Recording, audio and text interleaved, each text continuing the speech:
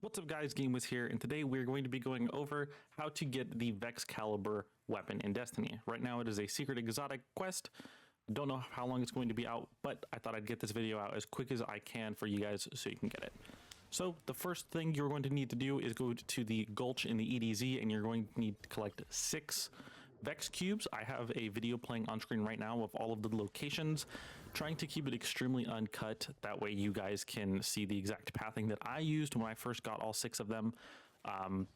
They were a little bit hard to find. I don't think anybody has a map out right now, but hopefully the uncut version can help you guys at least kind of pinpoint where they might be.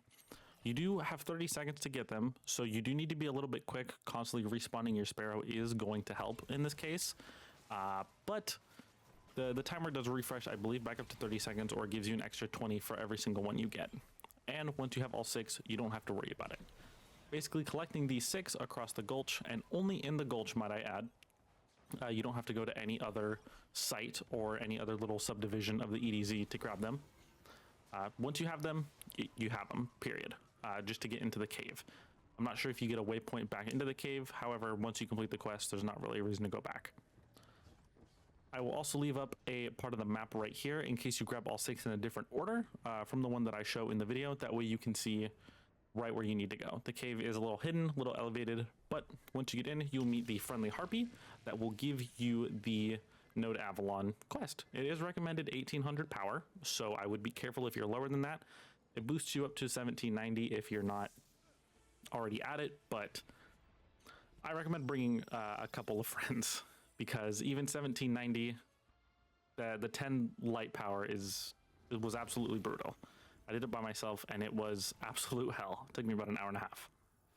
However, you're going to run through the little Vex network until you get here, the Security Protocol Center. This is where the actual encounters begin. Obviously, rally banner so you can get all your heavy ammo, which I recommend 2 different types of heavy ammos or heavy weapons that you're going to be using. I recommend either a linear fusion rifle or some kind of rocket launcher. So during this puzzle, a large tower is going to spawn right in the middle, and you're going to have to look around the environment to find out which Vex nodes to break. Obviously in the bottom left, it says access denied if you do them in the wrong order. I believe it is top to bottom. So as you can see, it is square, diamond, diamond on my side. So you wait for them to constantly pop out the same shapes and you break them. You're going to have to do this 3 times in order to get to the next puzzle.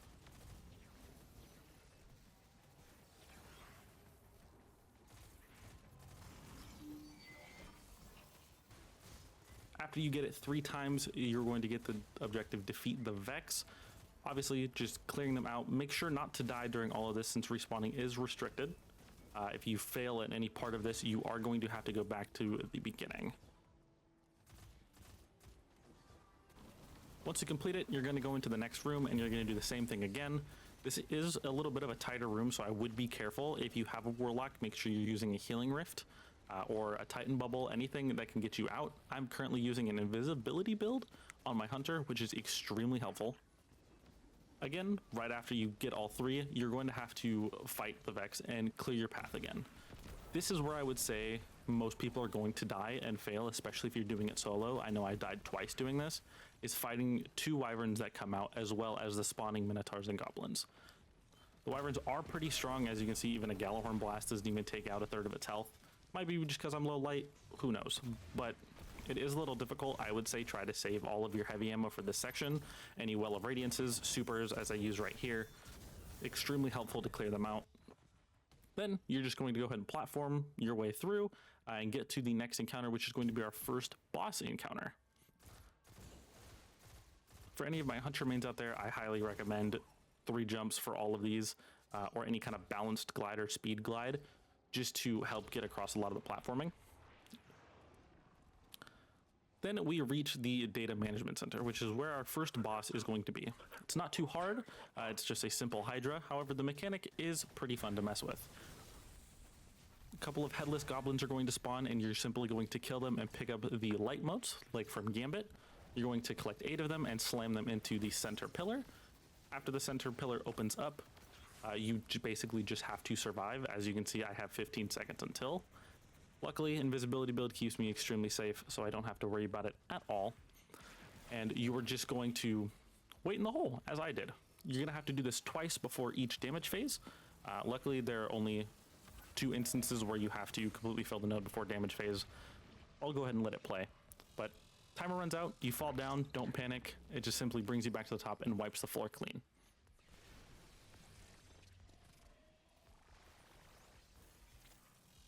Then, obviously, after doing it twice, the Hydra is going to come out of his little pod, and you're going to be allowed to kill it. You're going to take out the first brick of health using any weapons you want. Highly recommend trying to save all of your heavy ammo again just to get past this part, because he is going to spawn a lot of harpies.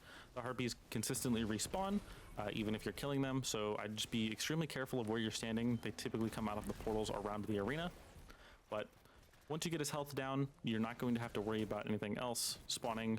You just clear the harpies, and you're going to go ahead and redo the same steps that we just gave you.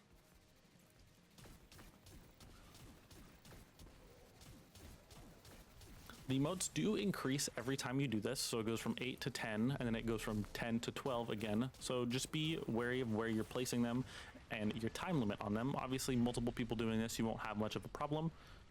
However, be careful because they do explode, and it does hurt. Then, once you finally complete it, I didn't put in the death animation, I apologize. You are going to once again do a bunch of platforming, and you're going to go ahead and go past where the Hydra was sitting. Be extremely careful taking this drop. I didn't even check to see if anything was going to spawn. However, there is a wyvern at the bottom of the pit, which will make mincemeat of you if it wants.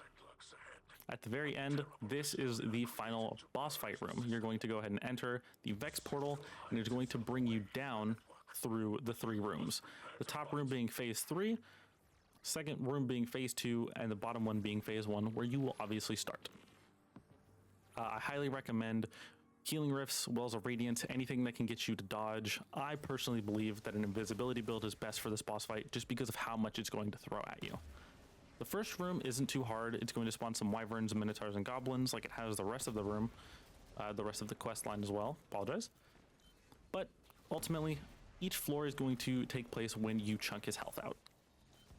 Any kind of linear fusion rifle, sniper rifle, I still was using the Gjallarhorn here, which I do believe I switch at some point.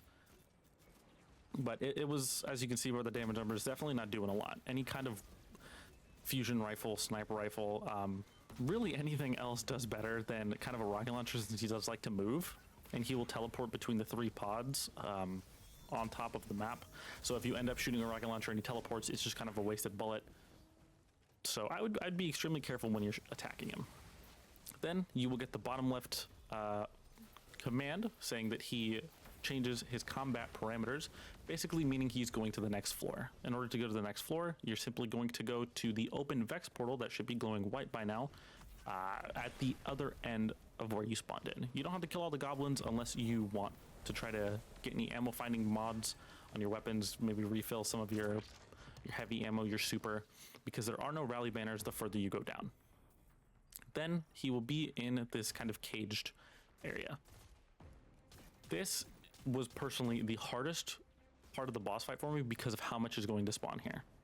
And we're going to take some of what we learned from the first boss and the first room into this. You're going to kill the Hydra in the middle, and it will spawn a large pillar in the center of the room.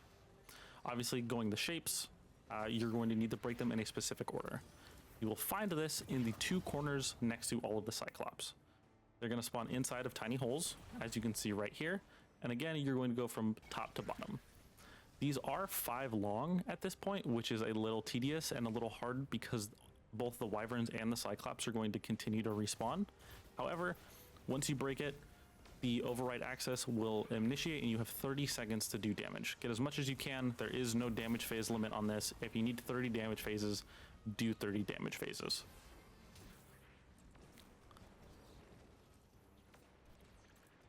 Then, sadly, I have no footage of the last room because it decided to corrupt. However, this is what it looks like after you kill him, the Vexcalibur.